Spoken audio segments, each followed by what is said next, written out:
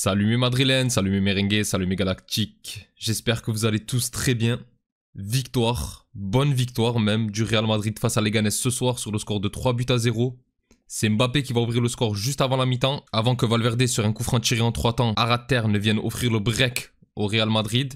Et c'est Bellingham en toute fin de match qui va venir sceller le score en faveur des madrilènes. Alors je suis très content, même si ça s'entend pas vraiment. Mais bon, ça reste une rencontre qui ne sera pas un match référence au vu de l'adversité. Comme j'avais déjà dit en avant-match, c'est une équipe qui boxe au-dessus de sa catégorie et qui va faire son maximum pour batailler et se maintenir en Liga. Néanmoins, ça reste une victoire plus qu'importante. Déjà en ce qui concerne la course au titre, le Barça qui s'est fait accrocher hier soir face au Celta Vigo n'est plus qu'à 4 points. En sachant qu'en plus, on a toujours ce match en retard face à Valence qui n'est pas encore gagné, mais qui dans le cas échéant nous permettrait en cas de victoire de nous rapprocher à un seul petit point du Barça. Et quand on voit leur début de saison que tout le monde encense et notre début de saison que tout le monde critique, c'est tout de même très beau. Et enfin, cette victoire permet aussi d'emmagasiner de la confiance à 3 jours d'une rencontre qui pèse lourd en Ligue des Champions, surtout après la défaite face au Milan, et je parle bien entendu du match face à Liverpool, qui moi franchement, pour être honnête avec vous, me fait très peur.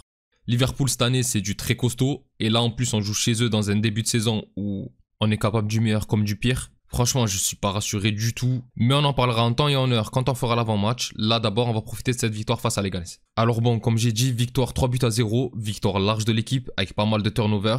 Honnêtement, je ne pensais pas en voir autant. Fran Garcia à la place de Mendy, il y a eu Ceballos et Güler qui ont été titulaires, alors que je voyais plutôt Modric dans cette rencontre. Mais je pense qu'en réalité, il s'agissait surtout de reposer certains joueurs en vue du match de Ligue des Champions. Même si en ce qui concerne Mendy, est-ce qu'il avait vraiment besoin de repos?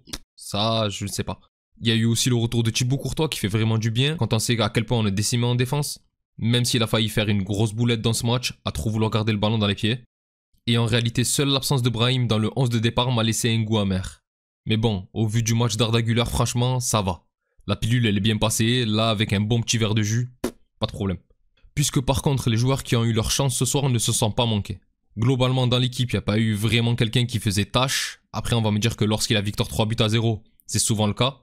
Mais là, je trouve qu'en plus de ça, ils ont eu même tendance à se montrer à leur avantage. Arda Güler a été excellent sur son côté, il a fait preuve d'une très bonne technique. Il a eu en plus de ça plusieurs occasions à son actif qui auraient pu être des buts, mais malheureusement sa finition ce soir, en tout cas, n'était pas au rendez-vous. Mais quel match par contre balle au pied. Ceballos a plutôt été pas trop mal lui aussi, il a assez bien contrôlé les milieux de terrain, a beaucoup travaillé, même sur pas mal de retours défensifs pour gratter des ballons. Et bon, balle au pied, ça n'a jamais été un problème pour lui non plus. Et enfin, celui qui m'a choqué le plus ce soir, c'est encore Raúl Garcia. Alors bon, déjà je ne dis pas qu'il m'a plus plu qu'Arda Güler sur cette rencontre, pas du tout. Mais c'est vrai que Güler en connaît son talent, alors qu'Asensio franchement, je ne m'attendais pas à autant d'assurance de sa part. Alors oui, l'équipe en face n'était que Leganés, ce n'est pas Liverpool, mais il a fait preuve de pas mal de sérénité et surtout on n'avait pas pu le voir lors du match face à Osasuna, mais il a une pointe de vitesse, franchement je m'attendais pas à ça. À 2-3 reprises je l'ai vu faire des interventions en allant plus vite que l'attaquant et il s'est même servi de ça à un moment donné pour faire une petite percée qui aurait pu apporter quelque chose, malheureusement ça donnera rien,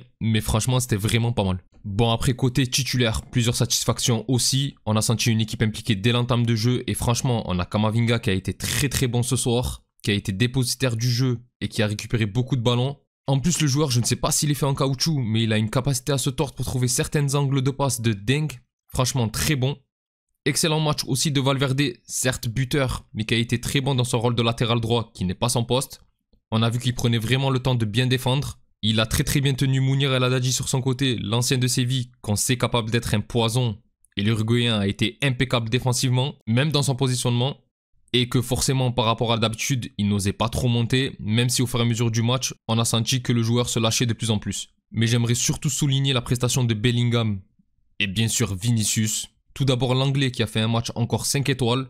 Alors oui, buteur lui aussi, sur un but où comme l'année dernière, il arrive à se retrouver en position de renard des surfaces pour mettre le ballon au fond des filets. Chose qui, en début de saison, se faisait rare car l'anglais était trop bas. Et là, on l'a vu très proche des 3 de devant, surtout de Vinicius et Mbappé. Et en première mi-temps, franchement, c'est une anomalie qui n'est pas au moins une passe décisive à son compteur. L'anglais est également très fort en protection de balle, c'est hallucinant à chaque fois. À 17 ans, il avait déjà le gabarit d'un homme de 24 ans. Et là, à 20 piges, il protège sa balle comme un vieux briscard de 35 ans, c'est dingue. Et également excellent dans sa capacité à s'extirper des petits espaces quand il est dans une forêt de jambes. Non, franchement, très bon match. Et on sent que petit à petit, ça va mieux pour Bellingham.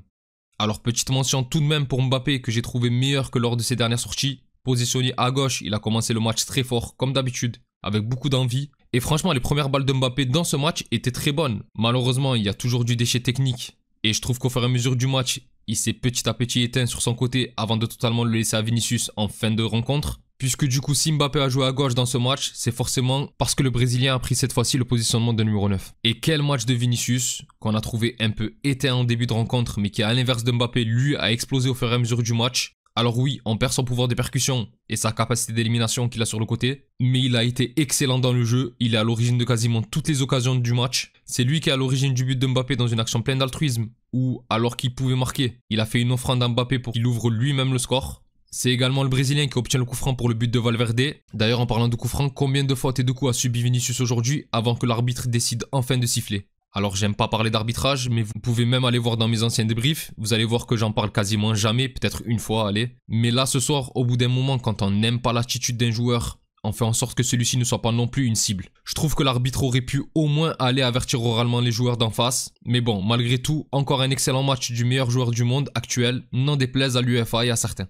Mais vraiment, quel match encore de Vinicius. En plus de ça, lui qui est souvent traité d'égoïste, alors oui, il l'était beaucoup à ses débuts, moi-même je le critiquais beaucoup pour ça. Le joueur est maintenant totalement fondu dans le collectif. Ce soir, il aurait pu être passeur sur encore 2 buts. Tout d'abord, une splendide passe pour Arda Güler qui, dans ce match, malheureusement a vraiment été maladroit dans la finition. Et c'est dommage puisqu'on voit que le joueur s'applique plus à la cadrer qu'à réellement la placer hors de portée du gardien.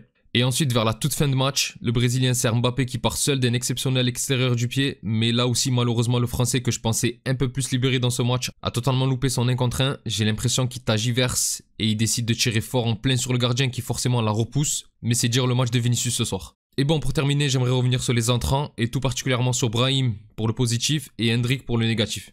Déjà, Brahim Diaz, qui pour moi sera titulaire mercredi face à Liverpool. Le joueur a une telle capacité d'élimination et il apporte toujours un plus quand c'est pas un but à chacune de ses apparitions.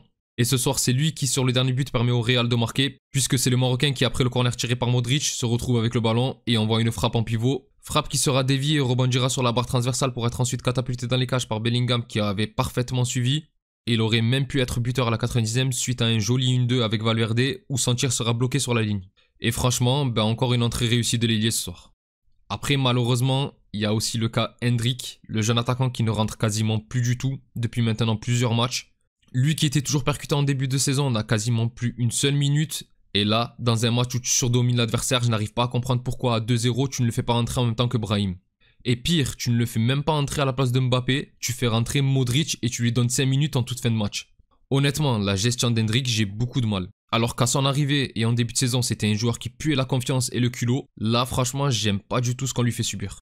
Enfin bref mes galactiques, c'est tout pour moi concernant ce débrief. Dites-moi ce que vous avez pensé du match et mention spéciale à Ryu qui a trouvé le bon score de 3-0 lors de l'avant-match. Si la vidéo vous a plu, n'hésitez pas à liker et à vous abonner, c'est un soutien important pour la chaîne et je vous remercie beaucoup pour ça. Pour les autres, je vous donne rendez-vous pour l'avant-match de la rencontre de Ligue des Champions face à Liverpool. D'ici là, je vous souhaite une excellente journée ou soirée selon l'heure à laquelle vous regardez la vidéo. Prenez tous soin de vous et encore et toujours, hasta le final, vamos Real. Salut!